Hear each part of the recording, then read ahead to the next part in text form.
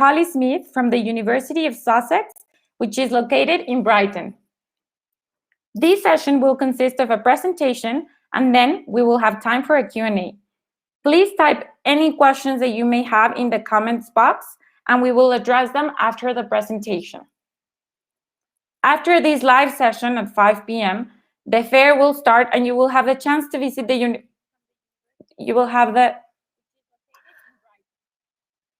you will have the opportunity to visit the universities and chat one-on-one with their admission counselors. They are very happy to talk to each of you. The conversations will be via text, but they might invite you for a video call, and you will see the button to accept or not. Hi, Holly. Welcome. Thank you very much for having me. Can you hear me okay?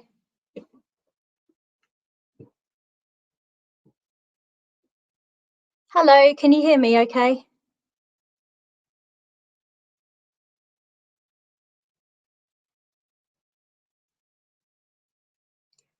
Hi everyone, thanks for joining this afternoon. Can you let me know if you can hear me okay, Valeria?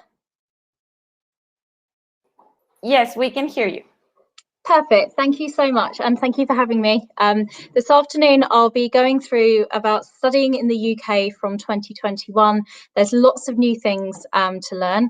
As Valeria said, I'm from the University of Sussex, but the presentation this afternoon is going to be very general. I don't work for the government or the student loan company, for example, in the UK, but I will give you as much information as we currently have available, and I will also be signposting you to the various bits of the most up-to-date information we have at the moment. If you'd like to submit any questions that you have, I'd be very, very happy to answer as many as I can at the end of this session. So what I'll be covering today is the tuition fee category shift for European Union students, the EU settlement scheme, both student and graduate visas, healthcare and working in England, and then, as I said, a full list of helpful resources that are from neutral sources such as the government website, the British Council, etc. So to start with, the EU fee category shift that's happening from the start of the 2021 academic year. So this is applicable for all EU students unless they meet a certain number of conditions through the EU settlement scheme, which I'll go through a little bit later on. But essentially, European Union students will be moving from the home fee category, which is where they used to pay the same as British students, to overseas, which is also called the international fee category. This is a decision that was made by the UK government, not by universities themselves. This is also applicable if EU students start their online degree at home. They don't have to physically be at the university, obviously due to the pandemic and the current lockdown. What we're having, and this also will apply for any January start programmes. Most UK universities have degrees that start in September or October, but this will apply for degrees that start at any time of year from the start of the next academic year, which is September 2021. So what this means in practice is that EU students will no longer be eligible for home fees, which is currently around €10,000 a year. They will no longer have access to the tuition fee loan, which was available from the UK government. So EU students will need to pay their fees upfront, and the amount that they will pay for that tuition will vary greatly according to the university they go to and what subject they want to study. Each university will set their own overseas student tuition fees. It's not capped like the home fees are by our government. But as a rough guide, it's not uncommon for an overseas student to pay double the fees of that of a home student. But as I said, it can vary really significantly.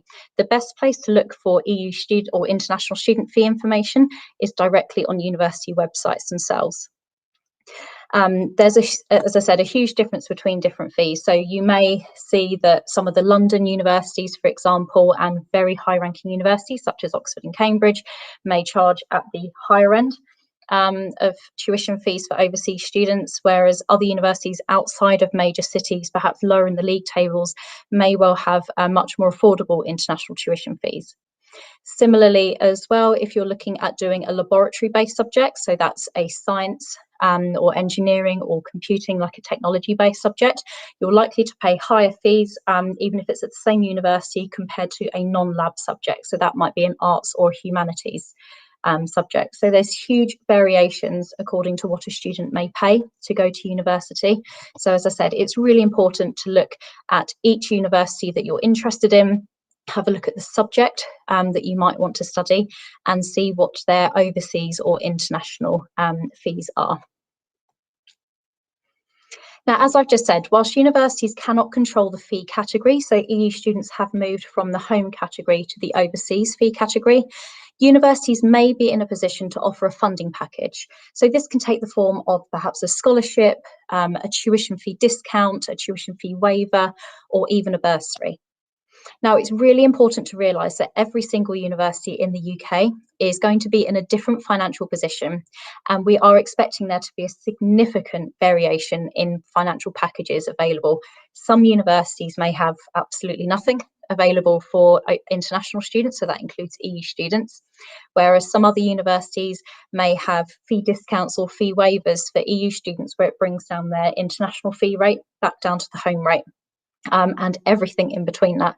My own university, for example, has a scholarship available for overseas fee paying students, which is worth £5,000 for each year of study. So we're kind of somewhere in the middle, but as I said, this is just one university example out of way over 100 universities across the country. So that's why it's really important to look at individual university websites to find out what the universities you're interested in may offer you if you are looking at paying international fees. So now I'm going to talk to you about the EU settlement scheme. This is relevant for students who want to stay in the UK after the end of June this year, and if you were living in the UK on or before the 31st of December 2020. Now, the term living is quite loose. I would really recommend looking at the government website. If you have visited the UK in the last 6 months or so, and you're able to prove that with an address, your flight tickets, etc., then I would really consider looking at applying for the scheme. The application to do itself is free of charge. If you just Google the EU settlement scheme on the UK government website, there's a link at the end of this presentation, you'll see how to make the application. If the application is successful, then the student is going to be awarded one of two statuses. They'll either be awarded settled or pre-settled status.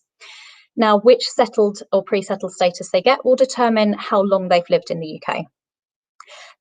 If you see at the bottom of the screen at the moment, the settled status really is for students who have lived in the UK for 5 years or more. So you really do have to be living with us already. And students can remain in the UK indefinitely. And if they want to, they can apply for British citizenship. Most students, if you're tuning into this presentation now, I would guess if you are eligible for anything, it may be the pre-settled status. So that means you can prove that you were resident in the UK for at least 1 day in the last 6 months or so. And if you get pre-settled status, it means that you can remain in the UK for 5 years. And then if you choose to, you can apply for settled status after that. The benefits of applying through this scheme means it allows EU students to continue living, studying and working in the UK with no limits. So you don't need a visa, you don't need to pay to access healthcare, and you may be eligible still for home fees or even additional help as well. So if you feel you are eligible, then it's certainly worth looking at the scheme online and making that free application if you want to. And as I said, you have until the end of June this year to make that application. So I'm going to talk more now with regard to home fee eligibility through EU students through the EU settlement scheme.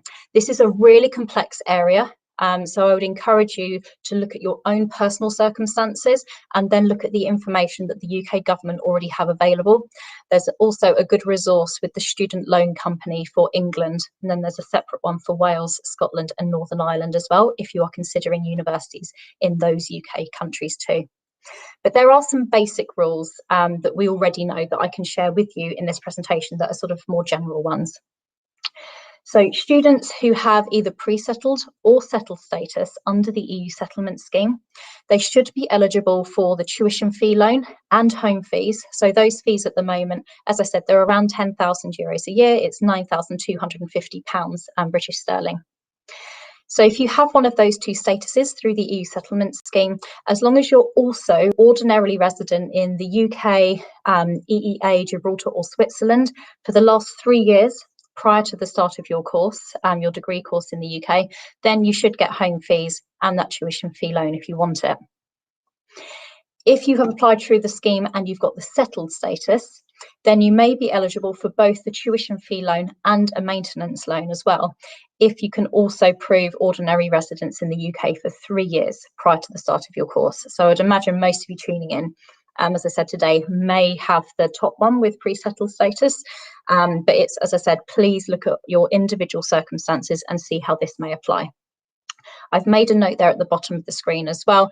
What I've gone through is the rules for England that we know of, and the rules will differ slightly for Scotland, Wales and Northern Ireland. So if you are considering studying at universities in those countries, then please have a look on the UK government website and the EU settlement scheme, as it will run through the information that we have so far about those countries. Hi, Holly. Sorry, Hello. can you please share your screen so that they can see the presentation? Oh, I thought I had it's not shared. No. Sorry about that. Oh, I'm waiting for you to share your screen. Thank you. Yeah, that's absolutely fine. I'm so sorry. There's me going through all the slides thinking that you're all able to see them. No problem at all. I will share it again. Okay, can you now see my screen? Yes, we can see your screen now. Thank you. No, that's fine. So this is what I've been going through so far. Thank you for pointing it out before we get to the end of the session. I've already been through the EU fee category shift here. So this is what I discussed early on about how EU students have moved from the home category to the international fee category and how it's a government decision. And just to recap as well, I spoke about the various funding options that may be available at some UK universities. So they may come in the form of a scholarship, a fee discount, a fee waiver, or a bursary.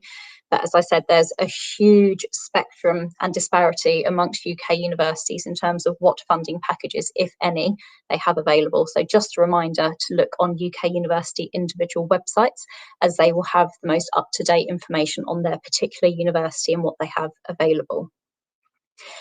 I also went through the EU settlement scheme just now, so it was very, very wordy. If you couldn't see my screen, I do apologise. But as I said, if you've got any questions, do let us know, and I'll be very happy to answer any questions you have there at the end.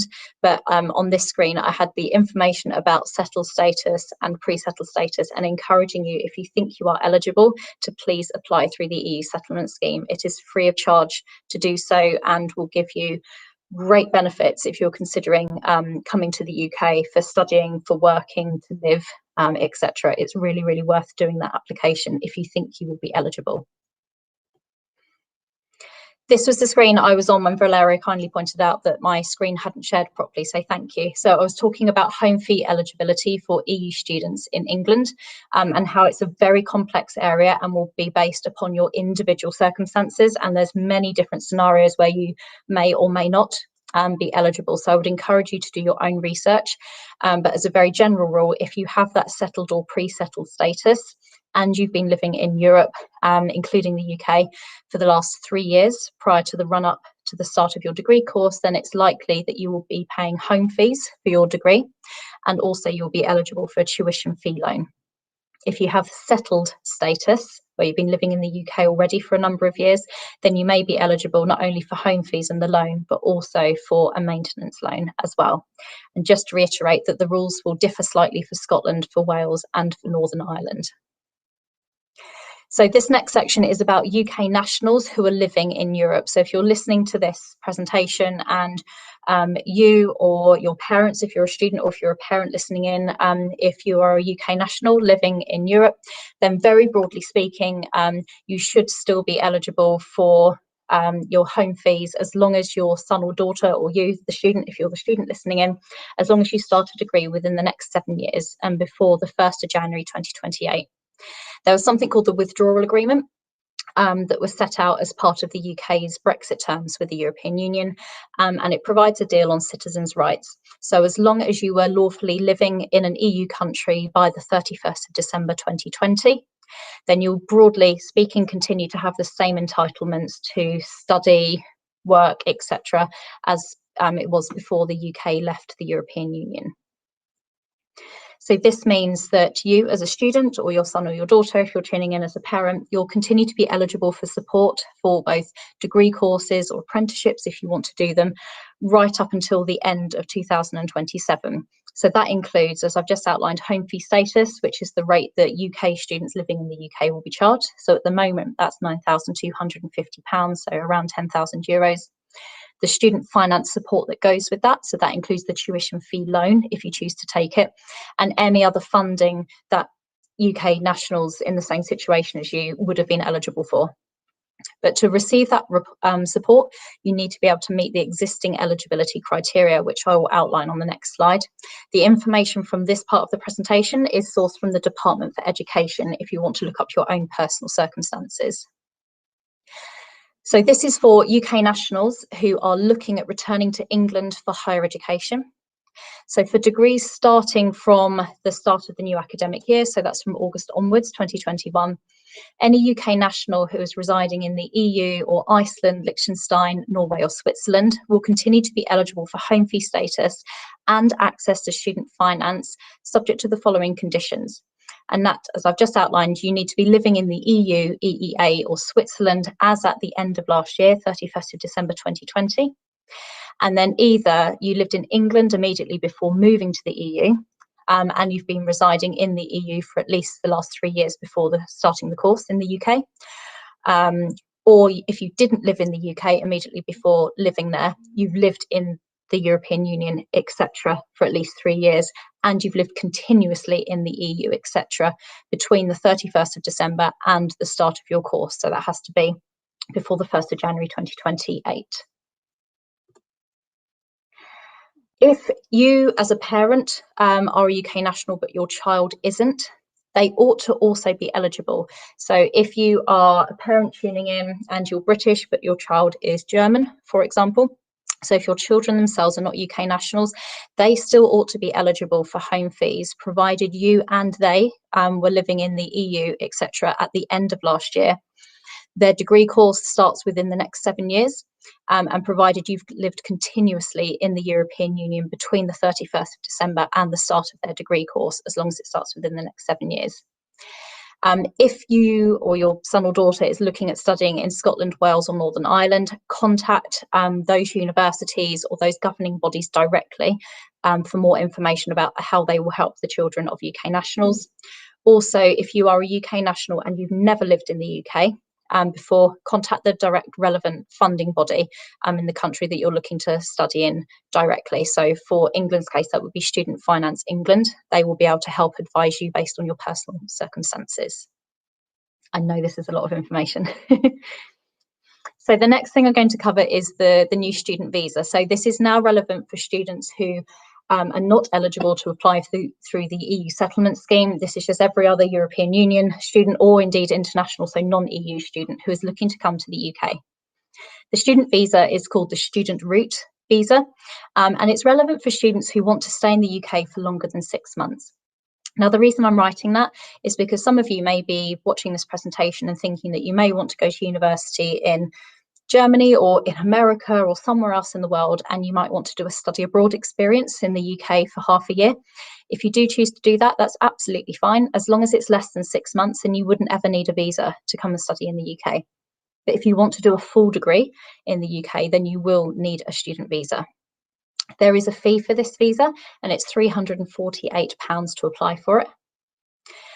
The system is open already for students who are looking at coming later this year, and students can apply for their student route visa up to 6 months before the start of their degree course. So there's plenty of time to apply for it. But as a student, you must wait for something called a CAS, which stands for the Confirmation for Acceptance of Studies. And this comes directly from the university. I've put sponsor in brackets there. So as it's a visa, you need to have what's called a sponsor. So in this case, for a student visa, the sponsor is the university that you will be going to study at. So essentially, you can apply up to 6 months before the start of the course, but very often students will apply for it much closer to the start of their course because they have to apply, hear back from the university, choose their firm insurance, etc. through UCAS, all of that, wait for their results where they finally get their confirmation of acceptance for studies. Then when they have that CAS, which is normally over the summer holidays before they start university, so maybe 2 months before, that's absolutely fine. That's when you start doing the application for the student route visa. Now, with regard to healthcare and working in England, this is not relevant for students who have successfully applied through the EU settlement scheme. This is for students who will need a visa. So to use our National Health Service in the UK, there is a surcharge of £470 per year. This covers all of your medical care, so it includes things such as doctors, nurse, dentists, hospital, medical procedures, pharmacy, opticians, etc. And it covers absolutely every medical issue that you may have, so it's something that you need to do. However, if you're sitting there and you have the European Health Card, the EHIC, you may actually be eligible to apply for a refund on this fee. So you'll still have to pay for it in the first place because it forms part of the visa application. But if you do have an in-date EHIC, then you should be able to apply for a refund, and I have the link to apply for the refund at the end of this presentation. Also, under your student route visa, you should be able to work for up to 20 hours per week during term time. This is actually pretty generous. At UK universities as a whole, we generally recommend that students don't work any more than 15 hours per week anyway. Anything more than that can actually be detrimental to your studying because you'll be focusing more on work than you will on study. So this allows for plenty of time to have a part-time job if you choose to, whilst you're studying at university. If you want to do any full-time work, then during university vacation times, you can absolutely do that. So you can undertake full-time work over perhaps the holiday period, over Christmas or Easter, the summer holidays as well. And of course, you can still undertake an official university work placement as well, up to a full year still on your visa. So there's no problems at all with doing that. It's just during term time, you won't be able to work more than 20 hours per week. But as I said, for most students, that doesn't pose too much of an issue. Once you graduate from a UK university, if you want to, you can stay in the UK for up to 2 years post-study, and this is on what's called a graduate visa. If you decide to then do a master's and a PhD at a UK university, PhD graduates can remain in the UK for up to 3 years after they graduate.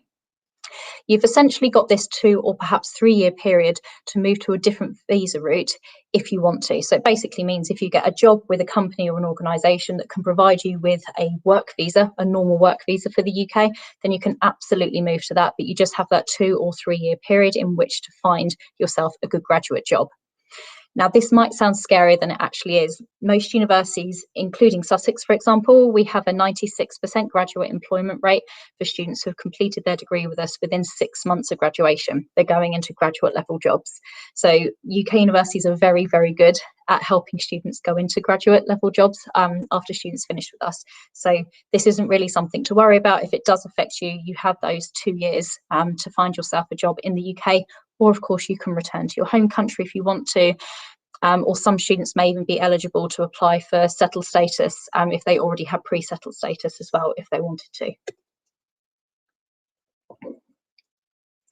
So in short, really looking forward to the future for UK higher education, just really a reminder, or if you didn't already know this, we welcome a huge number of international students each year. Around 500,000 new and returning students from all over the world choose to study in the UK each year. And we're looking forward to welcoming students back to our campuses as soon as we're allowed to. Lockdown in the UK at the moment is still going on. I'm still working from home at the moment, but we started to allow more students back to campus, and there'll be a gradual return. And at the moment, we're hoping that everybody will be back to campus for the start of the next academic year. So for us in England, that will be September 2021. The UK as a whole remains home to many of the world's best university and the best degree programmes out there as well. You've all heard of Oxford and Cambridge, right at the very top of the world league tables. And many of our subjects as well are really internationally recognised. Now, of course, this will be personal to you as a student or your son or daughter if you're a parent listening in. But we have some excellent programmes available and perhaps some subjects that you haven't even heard of. For example, the University of Sussex is #1 in the world for development studies. So if students are interested in really sort of changing the world, working for huge, large-scale humanitarian organisations, tackling climate change, tackling poverty, tackling food aid, then it's quite literally the best place in the world to study development studies. You may not know that. So there's loads and loads of interesting things that are out there for students to really get a hold of, but it's down to the research that you need to do before you apply to the UK. UK degrees as well are widely accepted across the world, and that shouldn't be changing because of Brexit.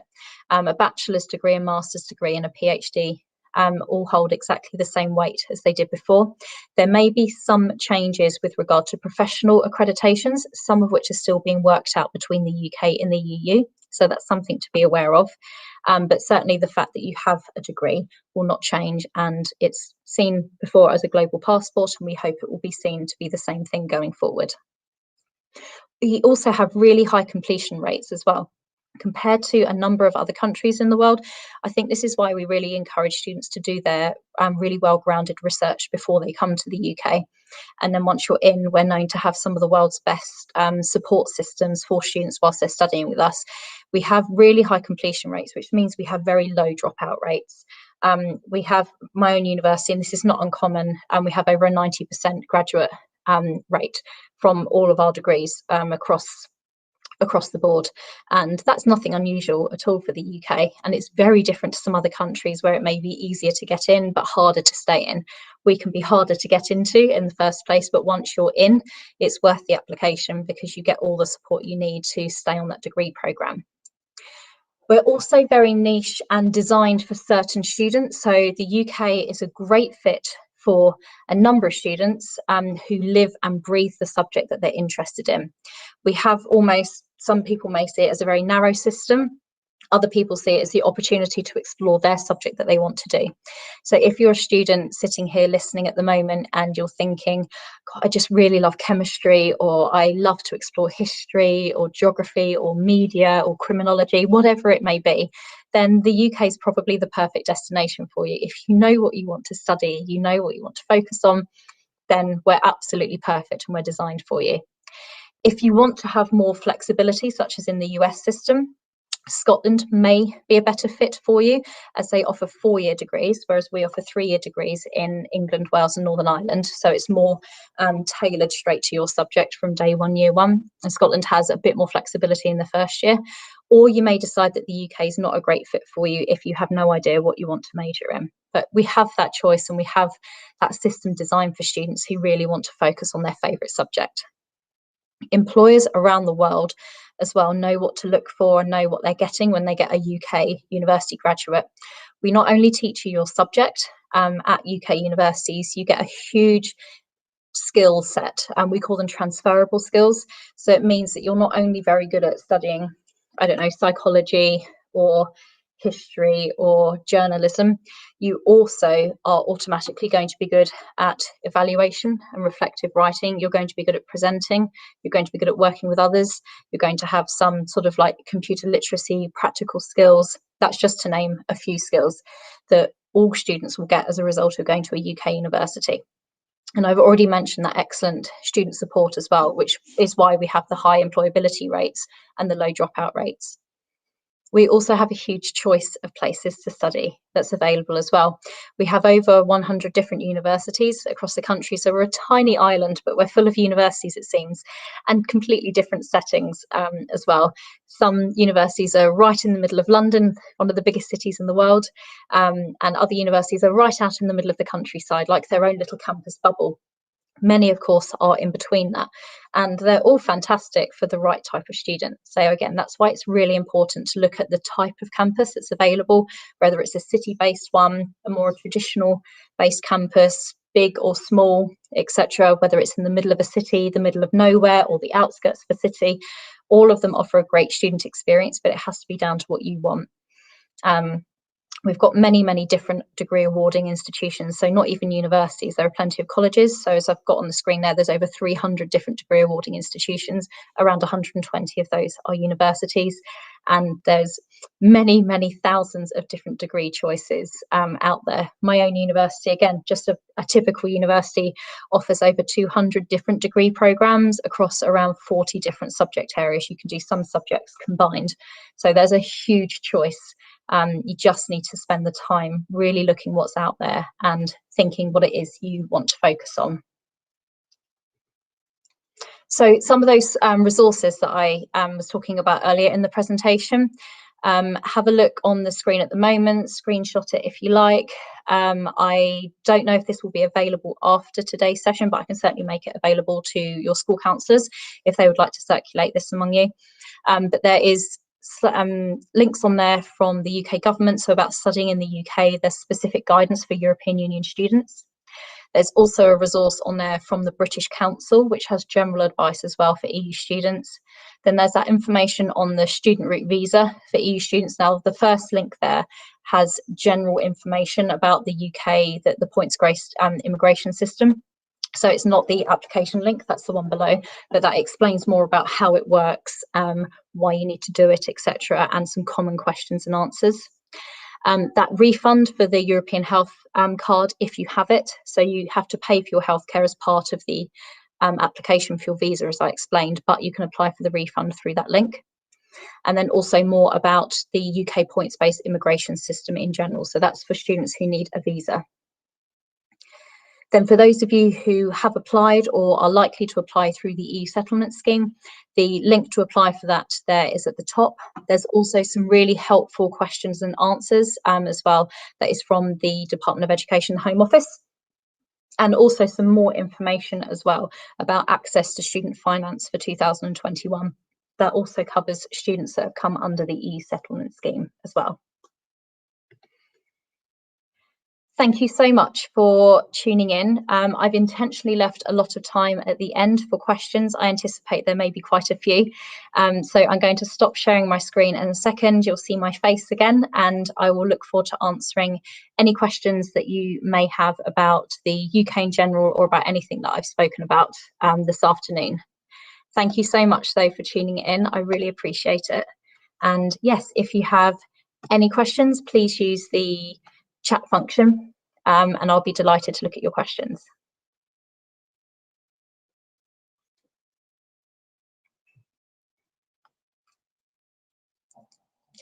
Whilst we're waiting, some common questions that I get asked tend to be about your individual circumstances. So in which case I would really direct you to the sources that I shared on the presentation. So there's some really helpful information that's available from the Department for Education, which is a branch of the UK government, the British Council as well, and the general government website. They're all really useful. I'm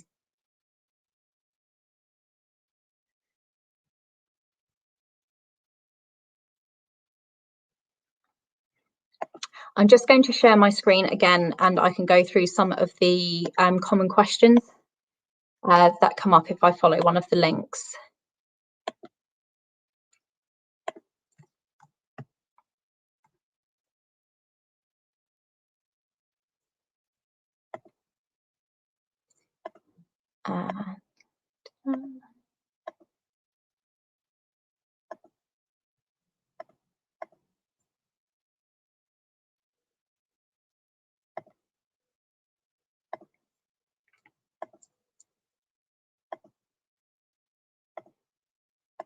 Cool.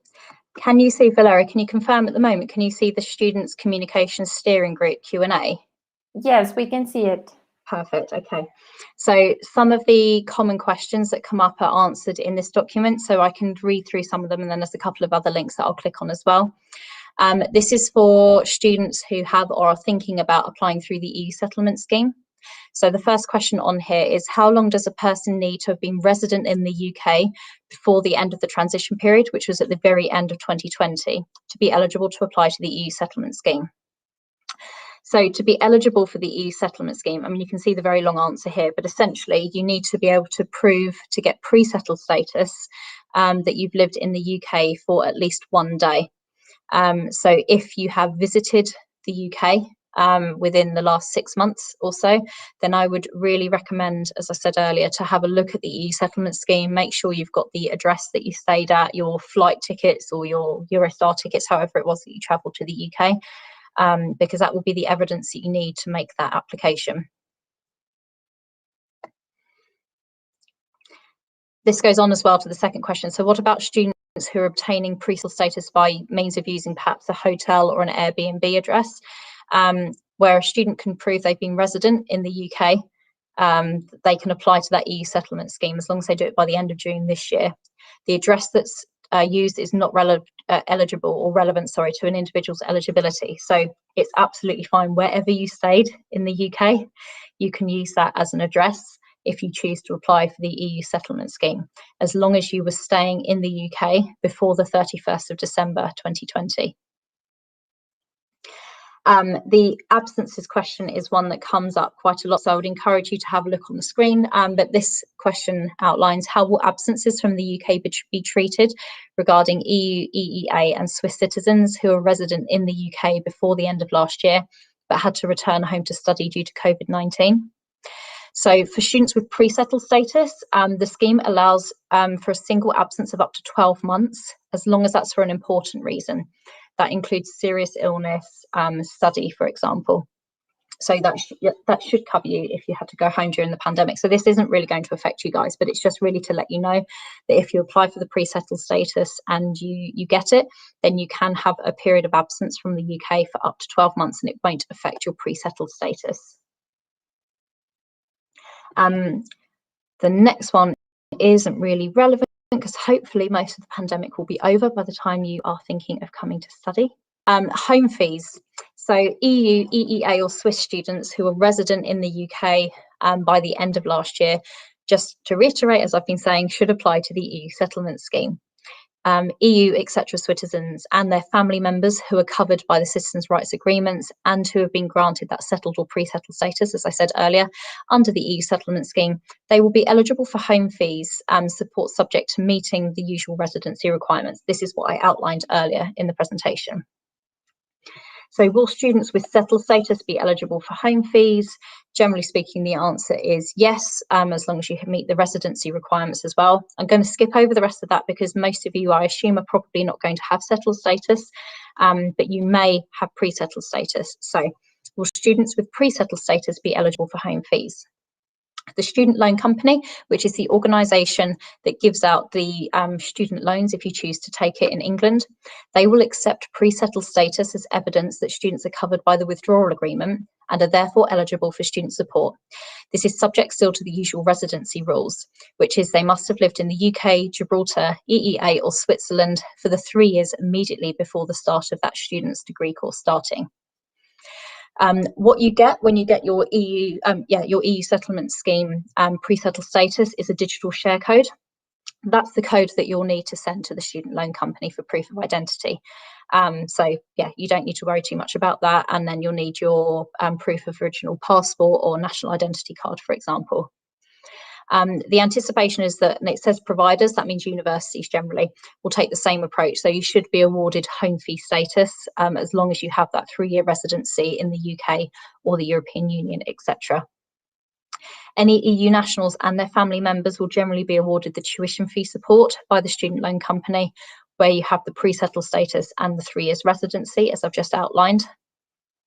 And it also goes on about EEA and Swiss workers as well. So if that is you and you're listening in, please have a look at the last 2 bullet points. I'm guessing it probably won't be, so it may not be so relevant, but that point really just outlines about students who have the pre-settled status and the confirmation that you should be awarded home fees by the university that you're planning to go to, and you'll get the student loan if you want it from the student loan company. This last question covers, as I covered earlier, are family members of UK national in the UK eligible for home fee status? So if you are a family member of a UK national and you're living in the UK, you will definitely be eligible for home fee status and the tuition fee loan. You must have lived in the UK for 3 years immediately before the start of your course. And yeah, have a look in different parts of the UK if you're looking at going to Scotland or Wales or Northern Ireland. I will also share, where's the other one? I think it was this one that's super helpful as well. I should say they're all super helpful. Yeah, this one's quite a good one as well. So this goes on about access to student finance from the academic year coming up. So this outlines what access to higher education and further education support will EU and other Europeans have from 2021 onwards. A lot of this outlines, of course, what I've already been through in the presentation. So it confirms that eligibility rules are changing for European students from August 2021 onwards. If you are listening to this and you have perhaps an older sibling, or if you're a parent, if you have a child that's already studying in the UK, then this will not affect them. Their fees will not jump from home to overseas. Whatever fee level you start on, generally that's what you will complete your course on. So you don't need to worry about that. This is just for students starting a degree from this summer onwards. It confirms as well that EU students who do not have settled or pre-settled status will not be eligible for home fees anymore, starting from 2021. If you are covered by citizens' rights, so that means if you've applied through the EU settlement scheme, you'll generally be eligible for home fees and the tuition fee support as well, which is good. In practice, the student loan company will accept the proof of the pre-settled status together with your ID. So as I've just been through, you get that digital key plus your identity card or passport, for example, as evidence that you are covered by the withdrawal agreement. So you can do that through the EU settlement scheme.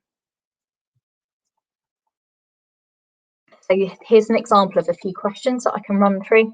So this says, I'm an EEA or Swiss national living in England and I've been granted settled status. What does that mean for my support? So basically, if this is you, you will get the support. I'll see if I can find one where it's more likely to apply to the people who are listening. So I'm just going to keep scrolling. Look.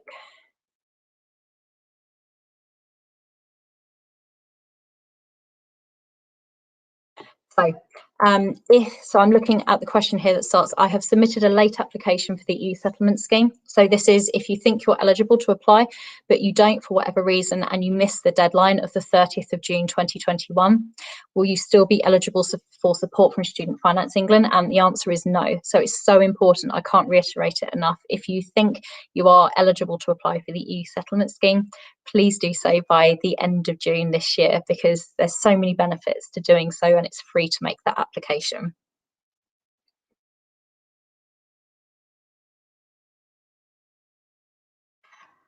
If you are an EU national, etc., Swiss, Icelandic, Norwegian or Liechtensteinian, and have successfully applied for the settled status, what do you need to do? So you still need to complete everything as you would anyway, and make sure that you just have your settled status or pre-settled status, for example, information. So as long as you have all of the evidence you need, you shouldn't have any problems still qualifying for home fees and the associated student funding support that's there. If there's any Irish nationals tuning in, then please let us know, and I can obviously talk about that as well.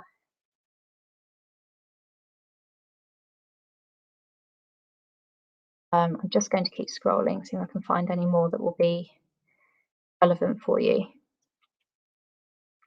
Okay, so if you are a, let's just say, European national living in Europe and you want to study in the UK in the next academic year, 2021-22 or after, how much will it cost?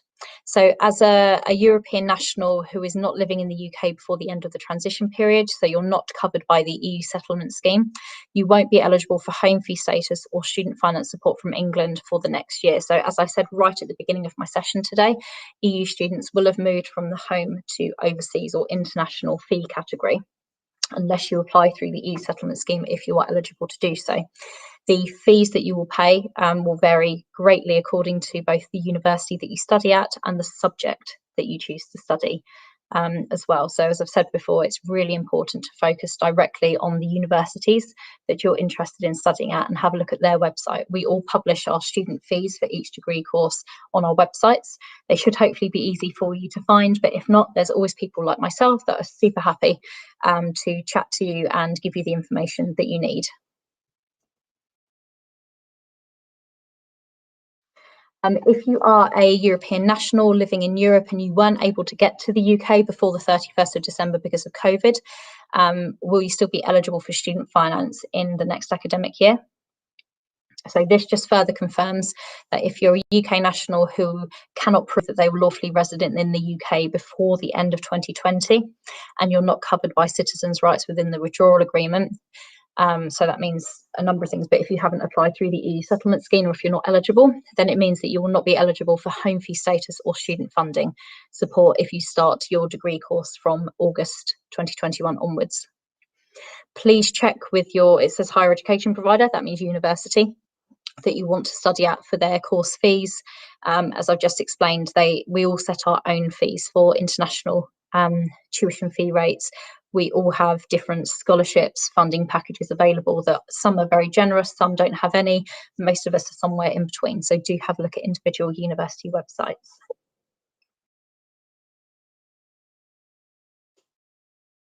If you are a UK national living in the EU, if you want to commence your studies in the UK in the next academic year, will you be eligible for home fee status and access to finance? As I've explained, yes. So UK nationals and their family members living in Europe at the end of the transition period should be able to be eligible for home fee status, tuition fees and maintenance support from Student Finance England for courses starting from the next academic year. So that's the start of August 2021. And as long as it starts before the 1st of January 2028. So over the next 7 years, if you meet the following conditions, and that was the residency conditions that I read out earlier. So you're living in Europe by the end of last year, and you've lived there for the last 3 years, and you've lived there continuously from the end of last year until the start of your degree course.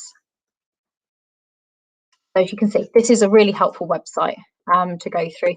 Hopefully you might, if you're listening in, some of these might have been relevant for you. But if there's anything else that you think about that you want to ask, etc., then we will be so happy to answer any questions that you have. If there's anything else, I will be super happy to answer your questions, but I hope that you found today's session useful and interesting. I know Brexit isn't necessarily the most jolly of topics, I feel it as well, but I will be in the University of Sussex booth at the start of the fair, so if you've got any questions that you were unable to ask during the session, you're very, very welcome to direct your questions directly to me at the University of Sussex booth. And of course, if you'd like to ask me directly about my university, I'll be really happy to answer anything specifically about the University of Sussex, as this has been a general session that I've delivered to you this afternoon. Thank you so much once again for your time and for tuning in. I really appreciate it, and I will look forward to speaking hopefully to some of you at the University of Sussex booth this evening. Thank you very much. Thank you so much, Holly. Yes, as Holly mentioned, thank you so much, everyone, for joining this live session with Holly and the University of Sussex. I hope you enjoyed this presentation. Thank you so much, Holly. If you have any questions, please visit the University of Sussex booth and talk directly to Holly. She'll be very happy to answer your questions. Just so you know, all conversations are going to be saved into your virtual backpack. You're going to be able to access them tomorrow. You're going to be able to talk to Holly via chat and also via audio video call. She can invite you for an audio video call, and all of your conversations will be saved so that you can access them later, okay? Thank you so much for joining this event. We'll see you soon. Bye. Bye, thank you.